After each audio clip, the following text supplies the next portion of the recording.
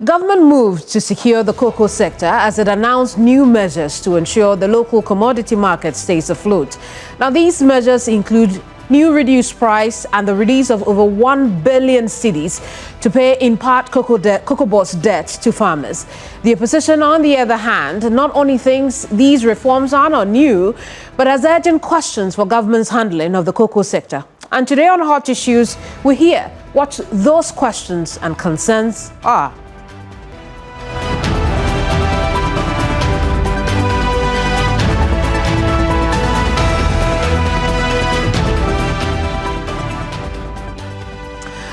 I am Kemini Amanor, and in this edition, I speak to Minority Spokesperson on Parliament's Economy and Development Committee.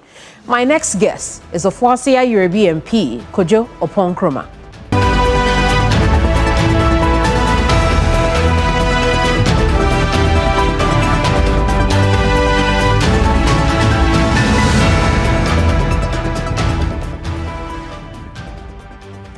Honorable, you're welcome to Hot Issues. Thank you for having me. The minority has had cause to call out the government on this handling of the cocoa sector crisis. You asked the government for immediate solutions and they came out with some reforms. Let's look at some of those reforms that they talked about. A new financing model, domesticating our cocoa a bit more, moving some debt from cocoa board to the finance ministry, the roads and highways now taking over cocoa roads. Is this the solution? The first part of the solution is dealing with the current crisis that you have before you look at the reforms. But it appears to us that the government is confused on which to tackle first. From November 2025, the LBCs have been buying cocoa. We are told about 10 billion Ghana cedis worth of cocoa has been taken up by the LBCs, and they can't pay for it. And so poverty is setting in a lot of the cocoa communities across the country. And the LBCs tell us that the problem is that government is not paying. So there are about 10 billion cedis worth of cocoa that they've taken into their sheds. They cannot evacuate that to cocoa board because the last 10 billion that cocoa board took, they haven't paid for it. And because they are stuck with this about 10 billion, they cannot take more stock from the cocoa farmers who've harvested and dried their cocoa. So the value chain is frozen and poverty is setting in. So the first thing you do is to find a way to get cocoa board the support to pay the LBCs for the last 10 billion so that the LBCs can recycle that money and go back and pay for the cocoa that they have taken to the farmers and then now even take the new stock that is stuck because after a while it's going to get rotten. It's a perishable good. That is the first step, and that is why we say that the government must bail out cocoa board now so that cocoa board can honor its obligations to the LBCs and the LBCs can pay for what they've taken and then go back to the farm gates and pick some more. Now, if you don't do that and you come with an announcement that you have reviewed the price to 2,500 and you've introduced reforms for the future, you are not tackling the immediate problem. And I think it's because the government, and I regret to say this, is sometimes too interested in public relations gimmicks. And so they want to do things that look like they are doing something extraordinary tackling the problem. The problem in the cocoa communities is real. It's heartbreaking. People are struggling to buy medication. People are struggling to pay fees. Tackle that first. And then we can look at the reforms. By the way, about the reforms, we agreed on a reform program with the IMF before we left power. The problem is that for one whole year since they came to power, instead of implementing that reform program, they've been tinkering at the margins, dealing with things that for us are really, one, not important, and two, even detrimental to the success of the entire cocoa sector. That is why they are now coming to announce what they call a new reform plan. There's been a reform plan already. They have not been implementing it. Let's take a few steps back with the issue of the debt that you had raised. We know that since the cabinet meeting and the subsequent announcement of these reforms, government has said has released some monies, about 1.1 billion cedis, 237 already paid, over 800 million on the way. Does it go to then speak to what you have mentioned already, that some debts are being paid? So that would be A. But what government should tell you is whether or not the estimated 10 billion debt is true. That's the estimate that we are getting when we talk to the LBCs. Now, if you owe 10 billion and you make an announcement that you've paid 1.2, it's a drop in the ocean. Don't tell me about reforms for the future when you haven't dealt with even 30% or 20% of the current debt that you have taken from the cocoa farmers, which you have not serviced. So current payment is the key thing. And if what they are saying they've paid is 1.2 billion, what they should be telling us is what is the full amount. If what we are being told by the LBCs as 10 billion is what it is. And this 10 billion is over what period? This 10 billion is over from November till now. November of 2025? 2025 till now. Cocoa that they've taken from about 1 million cocoa farmers across the country at the price of 3,625 per bag. Put it together, the estimate is that it's about 10 billion. That's what the LBCs are telling us. And so if you've paid 1.2, tell us what is the actual figure and what is the strategy to complete that payment now before you get into the other matters. And like I've told you, by the way, on the other matters, there was already a reform program. You've just refused to implement it. We'll look at that reform program, right? Especially as announced also by the government. But then you also raise concerns about the pegged price right now. Why? Because on the market, on the global market as well, we see cocoa prices falling. You know, it's very disappointing to hear the government spokespersons try to hoodwink Ghanaians that cocoa is a price that, or cocoa is a commodity that is sold on the spot price and passed to the cocoa farmer.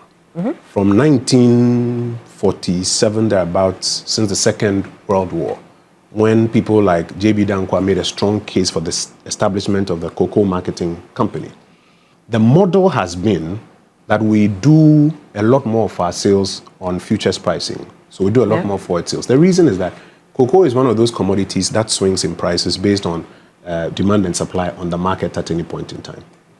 So cocoa sales is not done on spot basis. The model is that we sell about 70% on future pricing and then about 30% on spot. So by the time we are opening the cocoa year, the Cocoa Board will look at their rollover contracts.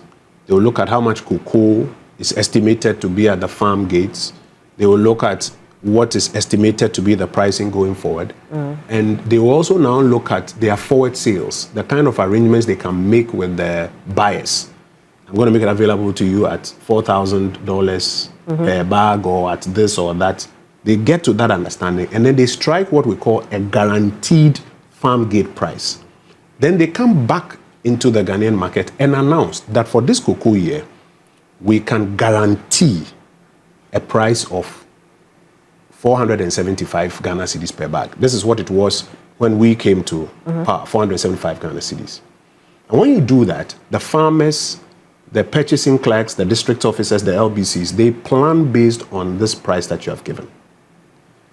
It was our colleagues on the NDC side who argued that this structure was bad and needed to be reset and needed to be changed to a dominant spot sales framework. So they would rather wait to get onto the market on a particular day and find what the spot price is.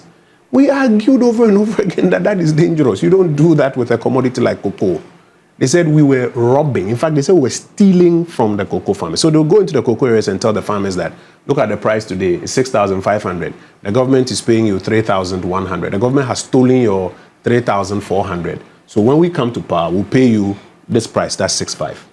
We did all the explanation, press conferences, town hall meetings. You recall that DSO Abba, etc. My good friend Ato Forson, Eric Opoku, they were all there telling the cocoa farmer that the forward sales approach was bad. We were using it to steal from them, and the spot is rather better. So they came to power, and then they switched predominantly to a spot sales approach.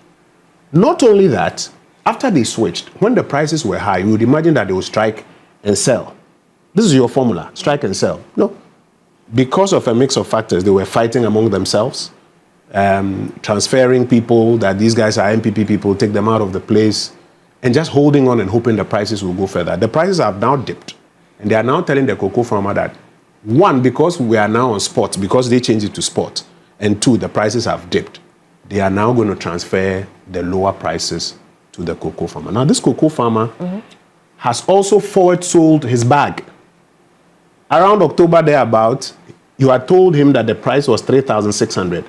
So he gave some of his bags away, took money from what they call cocoa crutch, or borrowed money from a rural bank against some of his bags. He's incurred expenses on it. There are purchasing clerks who have pre-financed purchases based on 3,600 because you've changed to spot and you didn't strike when the price was high. Now you are telling him that you are reducing the price to 2,500. So don't buy that argument that the global market, it has always been the case. But because of the framework that is used, we don't pass it on. When we came to power in 2017, in the 2017-2018 year, if I recall correctly, prices came down.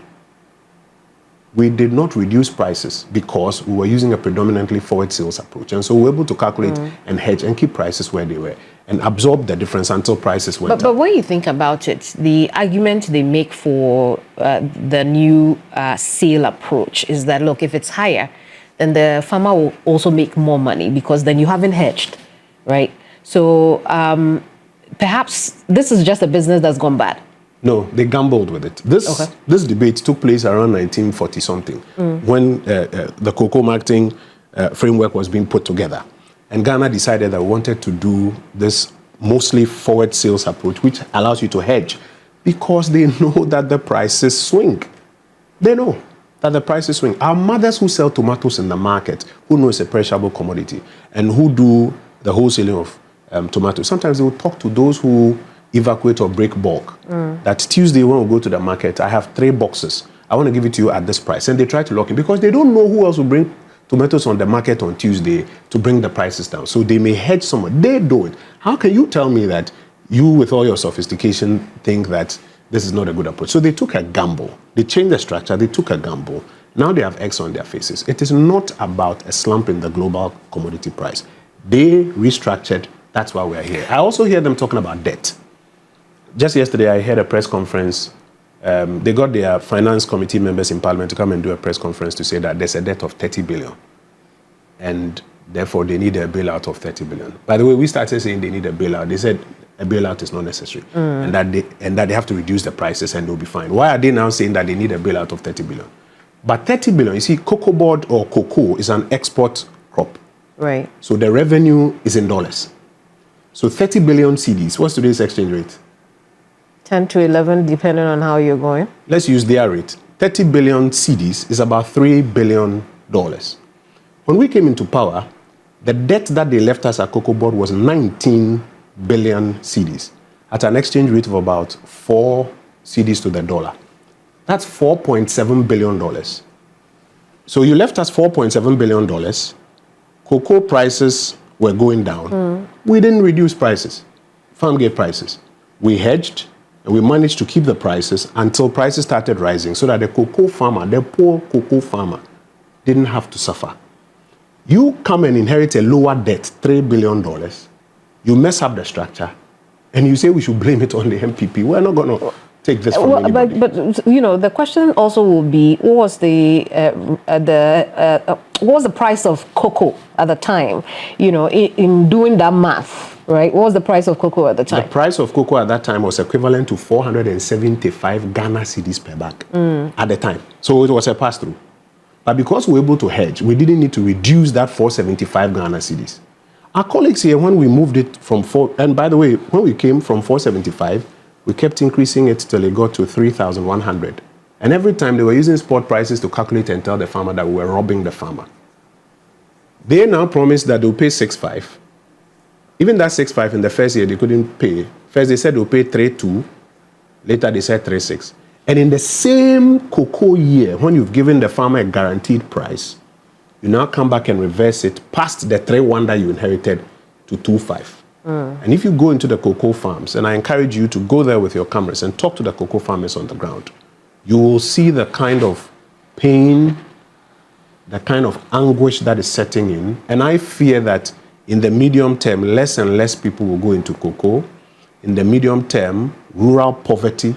There are 1 million cocoa farmers, about 800,000 to 1 million. If you add their dependents and people who work on the farms, that's about 3 to 4 million people.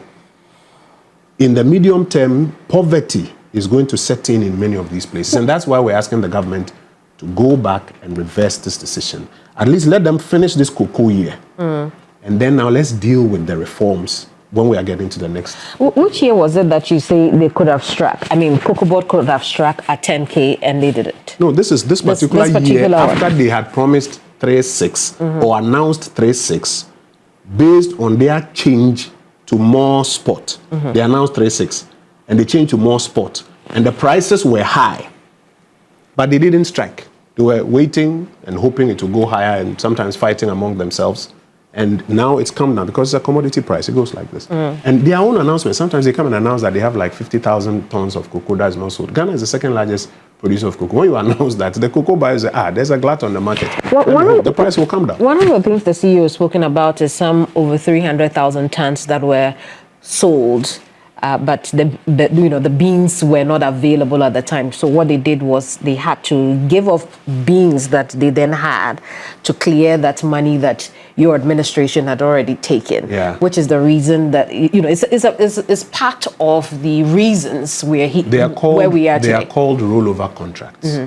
Every year in 2017 we had rollover contracts because what you do is that you would sit with the buyers and agree, this one wants 50 tons, 100 tons, 200 tons, 300 tons, okay. So we'll lock in the price based on the forward sales, we'll sign, and we'll agree to supply. Sometimes by the end of the year, we'll find that, we've got, let's say, 20 tons that we were not able to mobilize the beans to supply. So we'll roll it over that next year, when we get into that season, we'll supply it at this price that we had agreed on for this previous. It has always been the case. In fact, you factor it in before you announce your guaranteed farm gate price. So if this is the argument, are they suggesting to us that they didn't factor it in when they were announcing the 3.6? It's hogwash. They've gambled, they've lost, and they are panicking. What they need to do is to restore the 3.6, that's a guaranteed price they give the farmers, finish this cocoa year, and then now let's look at the reforms getting into the next cocoa year. Let's look at the reforms now and how important they could be to the sector. You had mentioned that you already had reforms in place together with the IMF, before leaving office. How different are those reforms from this one? So, for example, the subject of moving the cocoa roads operation and its debts to the roads ministry is in the old plan. It's not new. The argument of doing a lot more local processing of cocoa is part of the old conversation. It's not new. It's not novel.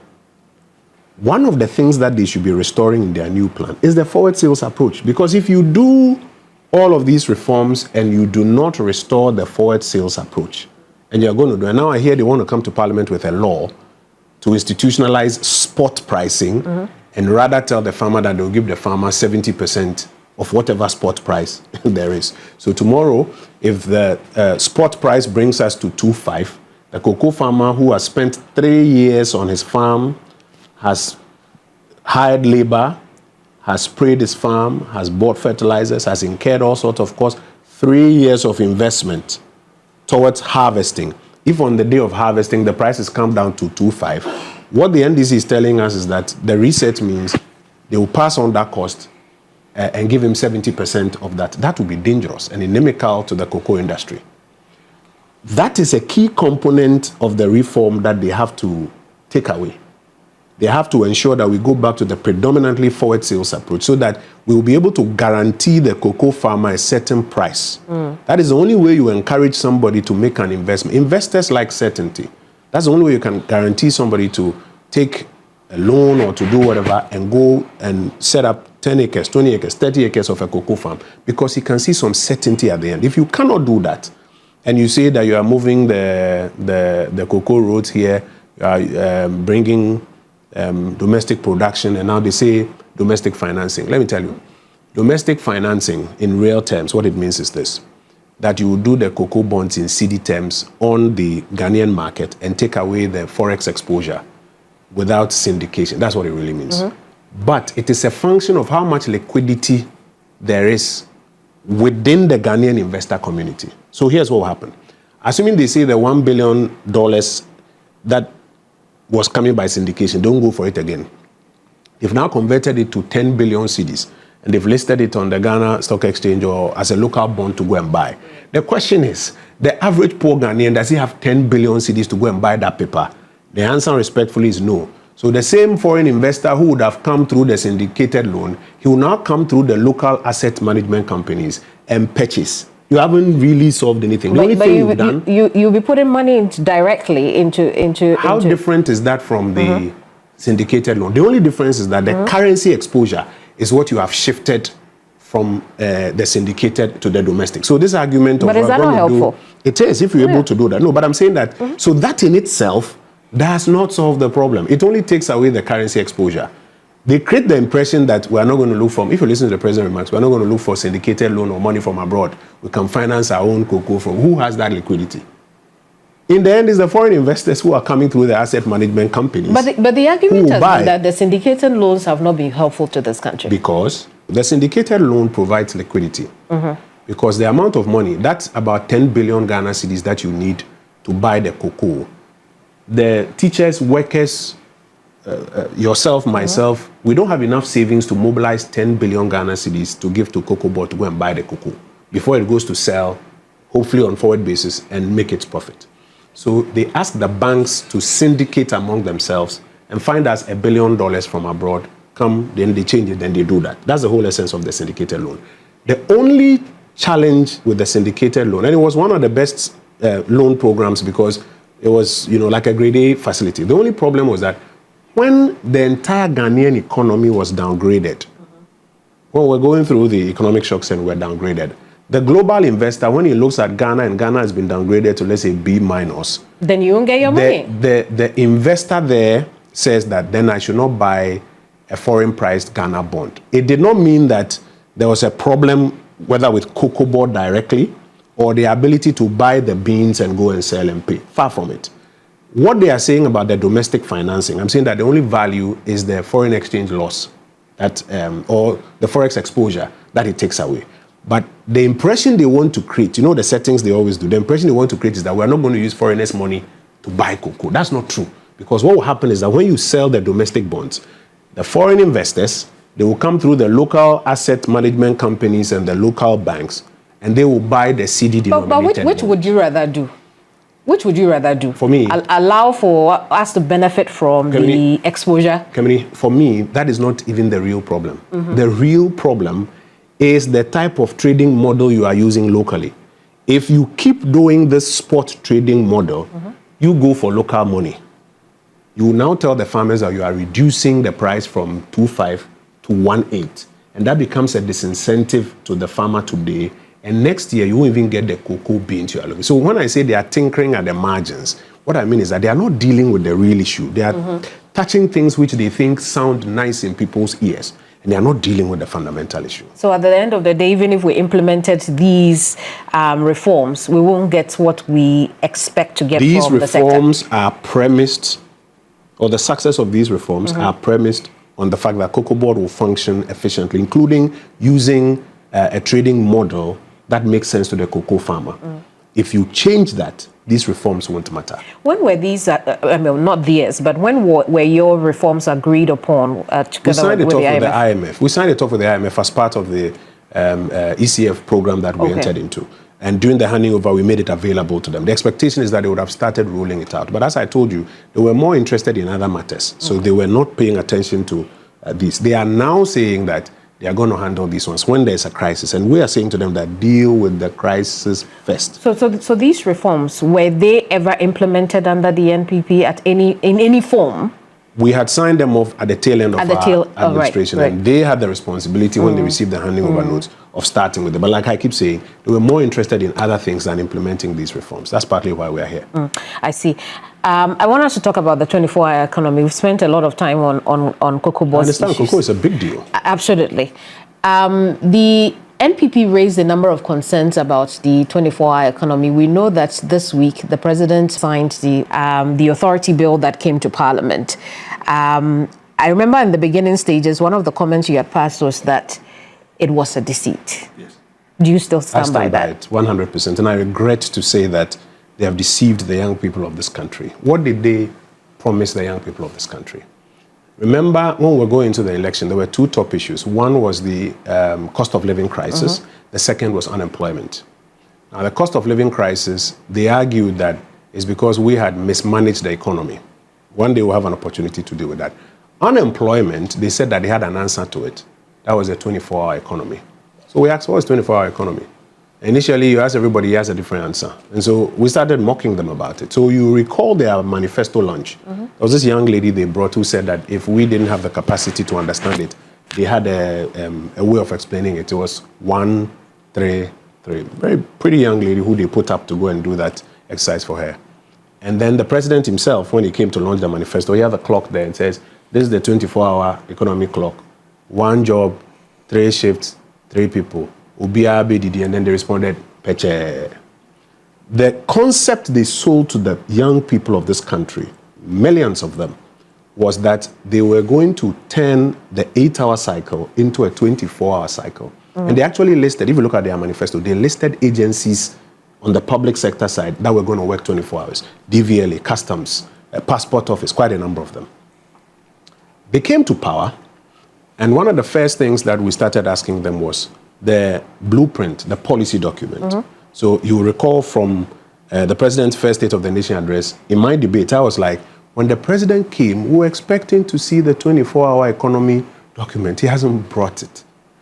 We kept hounding for it. We realized one day that they launched it in the public domain, never brought it to Parliament. I kept hounding them, bring it to Parliament, because this is your flagship program. Bring it early. Remember, Free SHS started September. Bring it so that I can start early. Eventually, what they brought is the 24-hour Economy Authority Bill. And that bill says that they are creating an authority to oversee the 24-hour economy. He has a chief executive, he has an internal auditor, he has board, then they will employ about some 100 people, they'll get their salaries and cars and other things.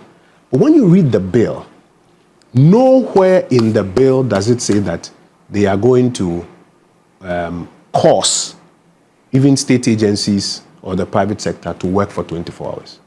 The 133 that they gave us, nowhere in the bill would you find it. When I asked on the floor, the chairman of the finance committee, my very good friend Adongo, said, it doesn't need to be 133, it could be 122. We said, no problem. If it's 122, put it in the bill. Even the state agencies that they listed in the campaign, they eliminated it from the bill. So we actually moved an amendment to include it. Now let's include it in the bill. They objected to it.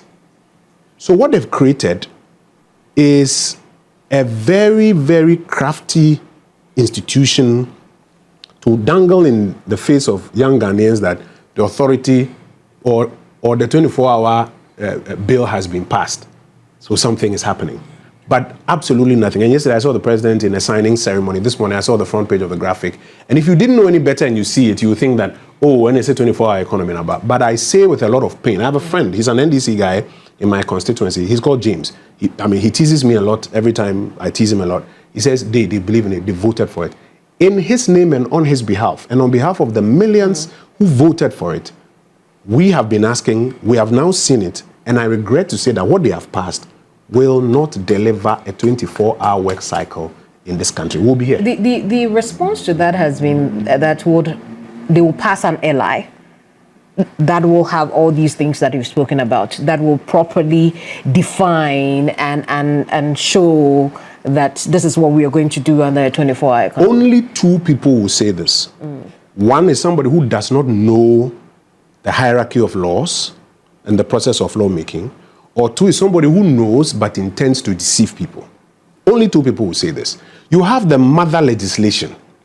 You say you won't put it in it, and that you're going to use what we call inferior legislation or subsidiary legislation to do something that the mother legislation did not do.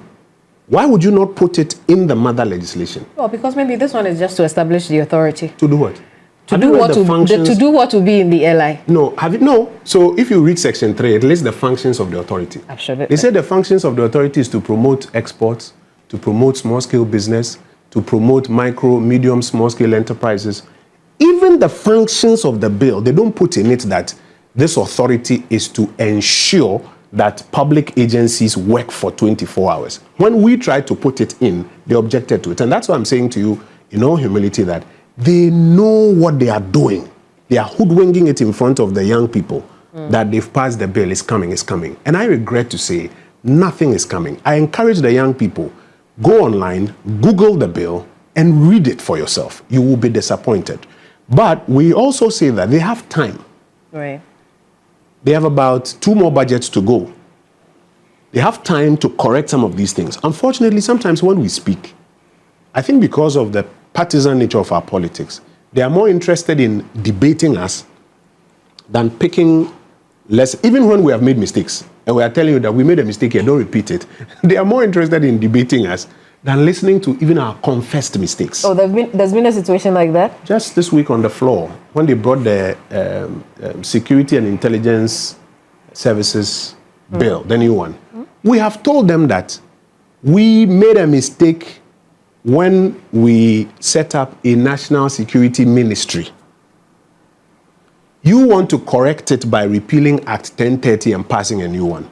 You are worsening the problem by commingling the functions of the internal security, the internal intelligence agency with the external intelligence agency.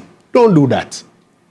Go back to the Act 1030 provisions on how the internal intelligence agencies should be separated from the external.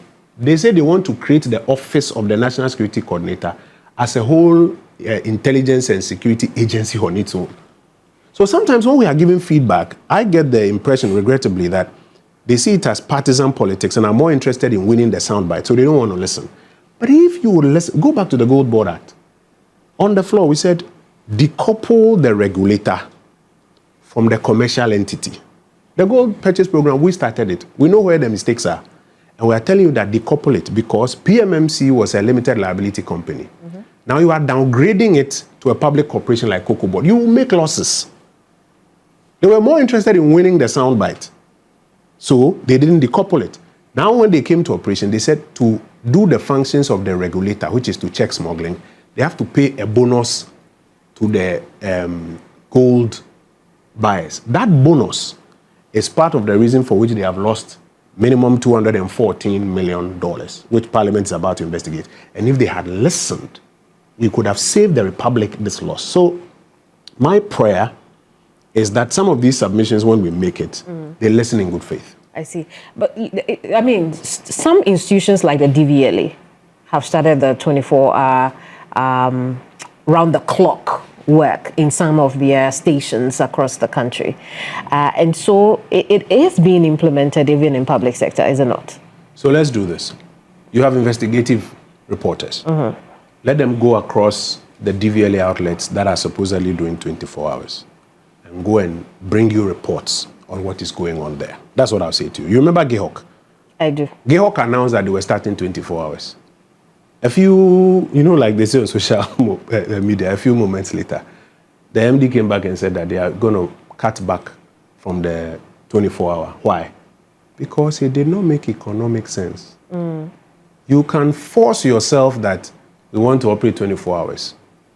Let's go there and see whether indeed there will be customers showing up at 24-hour, like the off 8-hour shifts to do all these transactions. But for DVLA, they say allow them to clear their backlog. Don't worry. Right. Let your investigative journalists go there and come back with a report and tell us whether indeed they are trying to do it to save face or it is making economic sense. Yes. I see. So clearly you're saying that, well, maybe not clearly, but what you're then by inference saying is that the 24-hour cycle may not be needed for every sector of the economy. That is one. It is doable, but it must be premised on effective demand. When you have created an economic framework where there's effective demand, you don't need to even set up an authority to tell people to go and work 24 hours. I was telling one of your colleagues who runs a cold store that if at 11:59 p.m. there's a queue in front of your cold store with people with cash in hand that they are buying your products, will you close your cold store? He says no. I'm like, so a night economy or a 24-hour economy, and that day on the floor, we gave them the list of the various cities that were doing 24 hours. None of them set up an authority. You focus on demand. But if you are running an economy where because you want to achieve a headline inflation rate and show people that inflation has come down to 3.8, you do sterilization. You suck the money from the system. About 60 billion cedis sucked out of the system. And so liquidity for people to generate demand is not present. so that your inflation will come down to 3.8 and everybody will say, wow, inflation's come down to 3.8. Where's that figure from? The 60 billion, you say? Go to page 284 of the 2026 budget. It's there in black and white. They were challenging it. I don't know whether they haven't read their own budget. It's there, black and white, that the Bank of Ghana sterilized, in fact, 62 billion cedis for the year 2025. That's money they took from the Ghanaian economy because they believe that there's too much currency in circulation, chasing fewer goods and therefore causing inflation. They did not deal with the inflationary targeting measure. Yes. People do it.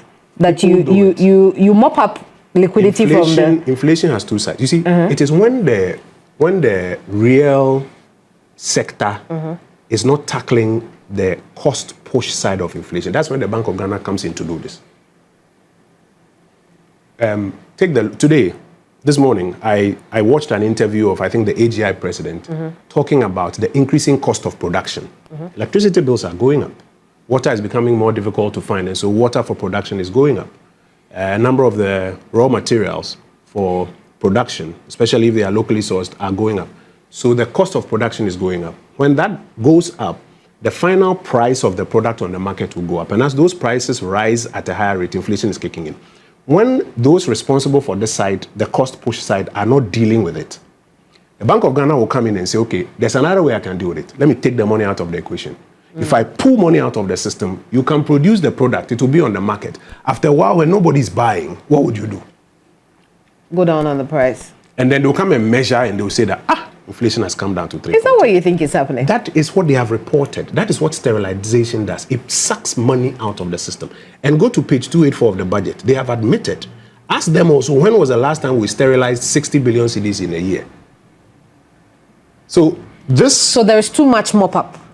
Because I want us to clarify that mopping up. Excessive mopping up that is ongoing. It's part of the toolkit. Nobody has said that sterilization is not part of the toolkit. It's part of the toolkit. Yeah. But there's excessive because those handling the cost push side are not doing much about it, except, of course, for the imported inflation part. Those handling the cost push side, they are not doing anything. And so the Bank of Ghana, which has the responsibility for price stability, will come in and pull the money from the system. I want us to take a break. When we come back, I'll take a last word on the 24-hour economy. Then we'll look at the economic indicators into detail. We'll be right back.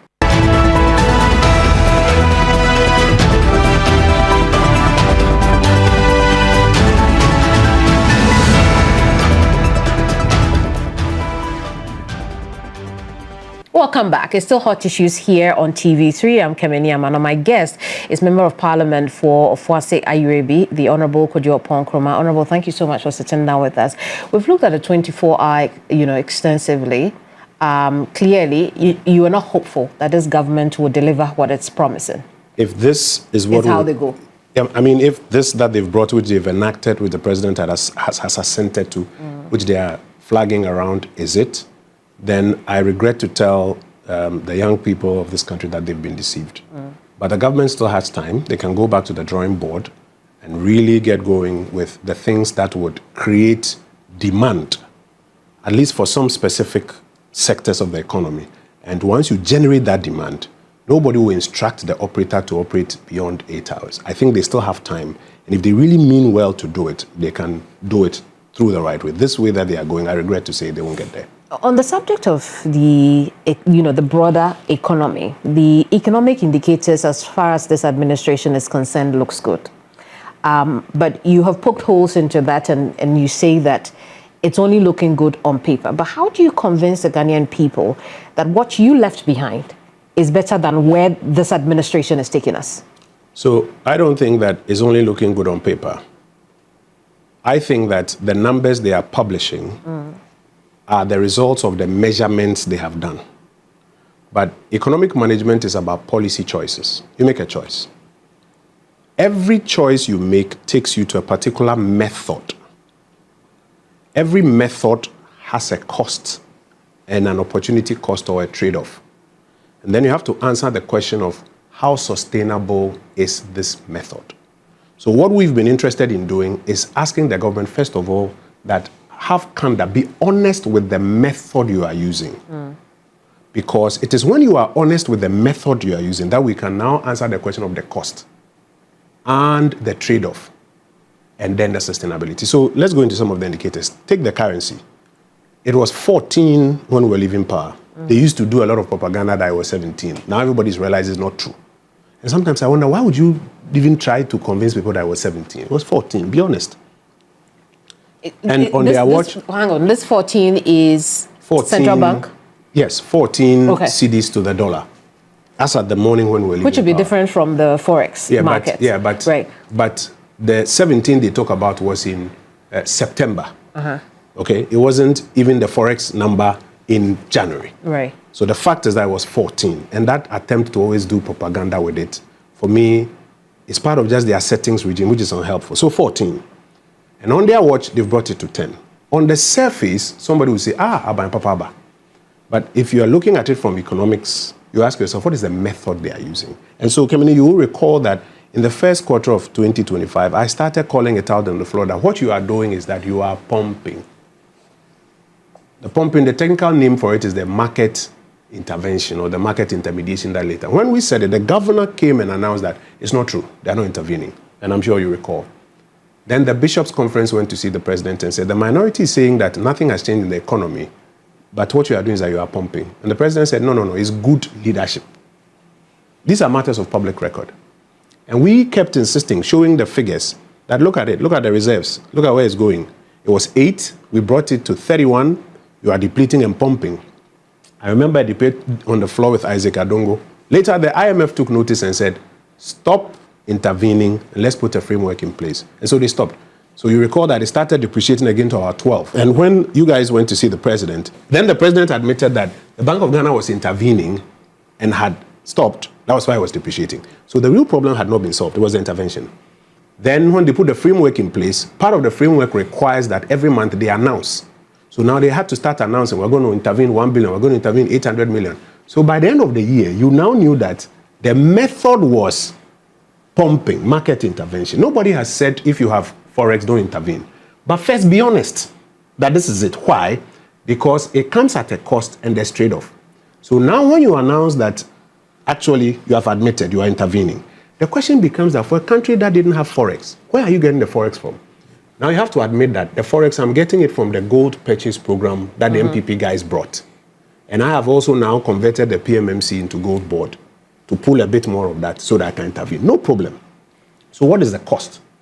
Is there no cost? No, Papa. Later, the IMF now caught you that you have already lost about $214 million to $300 million on the gold for reserves. Even that one, they came out literally telling untruths that it's speculative. The Bank of Ghana said it's speculative. The gold board said there's no loss. That's what led us to Parliament that, okay, then let's have an inquiry and find out the truth. Has that inquiry begun? No, we're waiting for Mr. Speaker to take the motion. But you see now the cost is coming. And now you had all their spokespersons and their friends now saying, oh, it's an economic cost. Oh, it's a policy cost. The thing that you say there's no intervention, where did the policy cost come from? This is what I mean when I say the settings and PR is too much. It's okay, so now you're admitting that there's that. Now, somebody like Professor Bokman is even telling you that it's obvious that there's a bit of galamsey gold involved in it. So the other cost, the environmental cost, is your water bodies, etc., that are now getting destroyed. Yesterday, I was at the CDD program. But the gold board has always denied that there's Do you expect them to admit? The same government that said that there was no intermediation, that it was good governance, do you expect them to admit this one? So if that's what you're expecting, you'll be disappointed. But here's my point. Yesterday, the CDD reported that when they were coming to power, about 47 forest reserves had been taken over by galamseys, and now it's about 50. The CDD reported it yesterday. So is the galamsey going down or up? So the methods matter. The costs and the trade-offs matter. Then you ask yourself the final question, so how sustainable is it? So now you've heard that about 50% of our gold reserves have been sold and converted into Forex. We fear that part of that Forex is also going to be intervened in the market. And then now the original program, which was to help us build our reserves, is now being depleted for the purpose of achieving a pegged currency of 10. So our interest is in be honest with the method, be honest with the cost. Let's answer the question, but if it's at 10, don't we all benefit? If it's at 10 and it's genuine, we all benefit. Take something like inflation. I've just explained to you that inflation, what they are doing heavily is sterilization. Because the cost of production is rather going up. Right, but you see, again, if you admit the sterilization, let me just land on that one. When you admit sterilization is not free. When the Bank of Ghana sacks the money, they pay an interest rate. So even if that rate is 10%, when you sterilize 60 billion, how much is the Bank of Ghana going to pay? That'll be a loss on their books. Apart from that, the other cost of the sterilization is that there's no money in town. So demand will suffer. Growth eventually will suffer. So that's the cost. Then you ask yourself sustainability. How long can you sterilize 60 billion a year?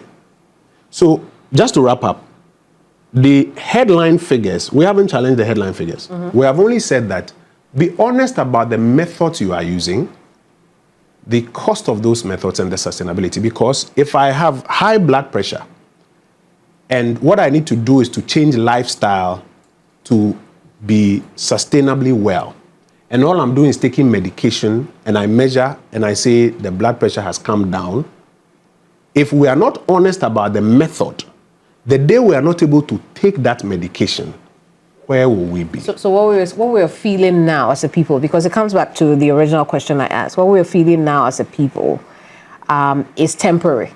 It is being achieved through some methods.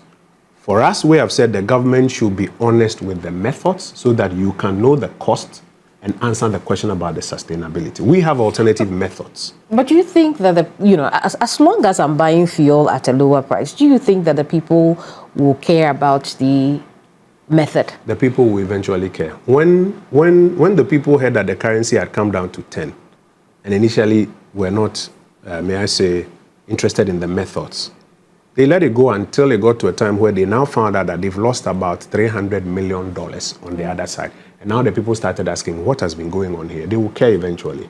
When the intervention was going on and we were subsidizing importation or externalization of Forex, the people didn't care until Cocoa Board realized that for every dollar that they earn, they have lost 36% of it. You see, when the finance minister tells you that the currency has appreciated by 36%, the inverse of that is that for every dollar that Cocoa Board earns, he has lost 36% of that. So it will come to a time that he cannot pay the cocoa farmer. So the people will eventually care. But we have a responsibility that when we see the method and we can see the outcome of the method, we draw your attention to it. That, Chairman, we all want Ghana to go well, but this method, this is the consequence of it at the end of the day. Can we adopt another method? If you listen, all well for all of us. If you say because I've lost an election, I should sit home and keep quiet, I will state it for the record. Tomorrow, when that problem comes, the people will ask you that, so why did you not listen? Since you've talked about the issue of responsibility, I want us to move away from the economic indicators, because there's so much to talk about, right? Is there true parliamentary oversight today? Not enough. Why do you say that? What we are doing now is scratching the surface. We need to, as the People's House, take on the task of doing proper oversight, particularly over the government policies and programs. If you read the Constitution, Article 36(5), it says that when you come to power, the programs you are going to run, present them to Parliament. Why? So that the people will be seized, the people of Ghana will be seized with clarity on what you want to do. We can appropriate budget for you. And we can now keep an eye on it. Are you doing this? Are you doing this? Are you doing this? Is this being fulfilled? Is it meeting its objectives? What is happening is that the government is literally refusing to bring its policies and programs to Parliament. You've heard me several times asking them to bring it. And that ask that we ask is in concordance with Article 36(5). Article 36(5) requires them to put it together. But what governments do is that somehow midway or even before that one, they'll be launching programs. So the proper interpretation of 36(5) is that all your policies and programs, you have to bring them. They are not bringing them. So Parliament doesn't have them. Once Parliament doesn't have them, you can't even exercise oversight. So the 1 million coders program, how many months are they being trained for? Is it 60% female, 40% male, or the inverse? Are they going to be given capital to work after that? Or they're going to be given internet? What does it entail? You don't know, I don't know, the young people don't know. The minister and his people are going to launch it somewhere, and that's all we have of it. And if you tell it, if you say those, go to the internet and go and search for it, that's not how you govern. You bring it to Parliament, the necessary parliamentary committees have oversight. Currently, the government has launched about 17 programs. We've been keeping track of it. It's only one, the 24-hour economy program, after we insisted over and over again that the program has now been brought to Parliament. And even that one, they brought the bill before they brought the program itself. No problem. We will take it and work with it. But for all of the other, the program document is not before Parliament. The National Apprenticeship Program is not before Parliament. The Feed Ghana is not before Parliament. I follow it keenly and it's not there. And what that does is that it limits how much oversight that Parliament is doing. I see. So, you know, and in terms of those that end up in Parliament, are you, as the minority, able to exert your oversight duties on those that make it to Parliament? Every time they have bothered to bring their documentation to Parliament, I'm sure you and your viewers will attest to how much work the minority does. In fact, when they bring bills, half the time we will go through the bills in detail and be showing them that we think this is incongruous, it should be moved this way. I was just telling you about the Security and Intelligence Services Bill. Recently, we did the Bank of Ghana Amendment Bill, where they were now trying to pass into law the fact that if the government is not getting revenue, Bank of Ghana should give them money, which we think is dangerous. We raised it on the floor, they had the numbers, they voted against us. But every time they bring documentation to Parliament, we do a diligent job to assist government business. Unfortunately, when it comes to the programs, they've brought only one, the 24-hour economy program. And we're asking them to bring it. In fact, right now, we are thinking of going to the Supreme Court to get the Supreme Court to make a declaration that all of those programs that they have been launching should be brought to Parliament. One of the things that we have heard from grassroots, and it has to do with minority leadership, that your name came up to replace the current leader. Have you heard this? I've heard this, but I think it's totally unnecessary. As a caucus, we are not having any conversations about the change of leadership in our caucus. And I think it's totally unnecessary.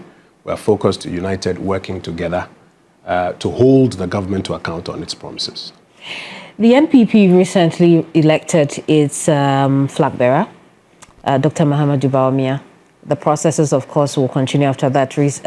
Only this week, I think, the General Secretary also announced the rules for the internal elections, and so we're expecting, a lot of campaigning in the future for the MPP. But I want to focus on the flag bearer, right? How do you think that 2028 would look like for the flag bearer? Because the NDC is already saying, look, it doesn't matter who stands, Dr. Mahamudu Bawumia is not a match. They remind me of what we used to be saying before 2016, that, Mahama had lost elections so poorly by 1 million, he can never win again. We're sitting here when he won by over 1 million. What I have seen, especially now as it happens, is that over a political cycle, sometimes some of the things that you are doing that are not understood, over a cycle, they get better understood. When Dr. Bawumia initially was talking about the gold purchase program and how it's become an anchor, everybody, or a good number of people, were not even paying attention to him. Today, people now see it, and the government can't hide it, and it's clear that this guy has brilliant ideas. One of his ideas that we haven't implemented yet is a credit system. Okay? Many people haven't paid attention to it, but you travel a lot. You know that those who live abroad, about 60–70% of their purchases are on credit. What does that do? It stimulates a lot of demand in the economy. On the reverse side, it puts your quality of life at some point. You don't have to avoid buying it because you don't have cash today. You can buy it on credit and pay. So your quality of life is improved. But more importantly, productivity in the economy is enhanced. Is that productivity, that demand, in fact, is that demand that leads to productivity. And once that productivity is occurring, you have jobs and investments on the back of it. That's what will actually lead to something like a 24-hour economy, not an authority. By stimulating demand, creating a credit system. That's another brilliant idea from Mahamudu Bawumia that has not even come to life. Over time, the Ghanaian people will see a lot of his brilliant ideas, that some of which the government admitted, which worked, some of which are yet to be implemented. And I am hopeful that over time, before we get to 2028, Ghanaians will make that decision that this guy is the next guy we should give an opportunity to move our economy to the next level. You don't think it's too soon for that, especially when a lot of people think that things are better now than, the NPP left it? The cocoa farmers don't think so. The nurses who were promised automatic posting, they don't think so. The midwives who've stayed home for 11 months and who haven't been paid don't think so. The contractors who have not been paid don't think so. The teachers who were told that licensure exam will be cancelled, and now they are going to write it in a few months. They don't think so.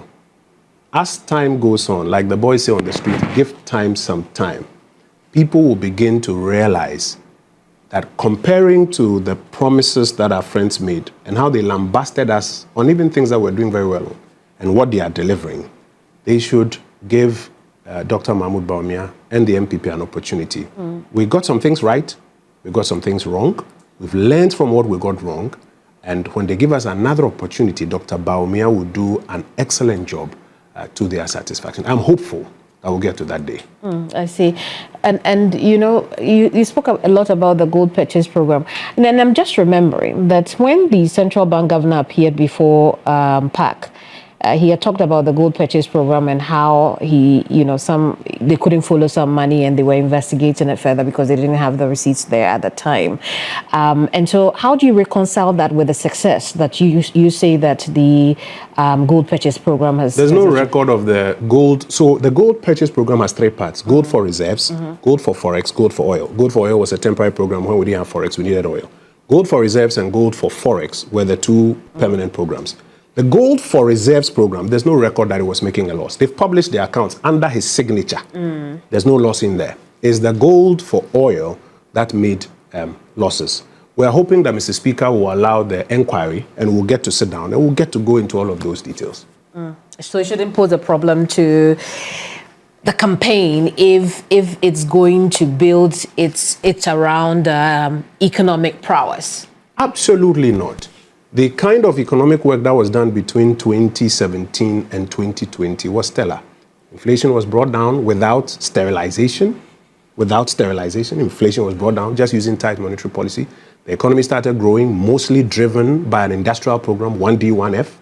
We saw what's happening on the job side. We were hit with a challenge in 2020. No matter how we explained, our colleagues just sought to capitalize on the pain of Ghanaians and make a lot of promises to them.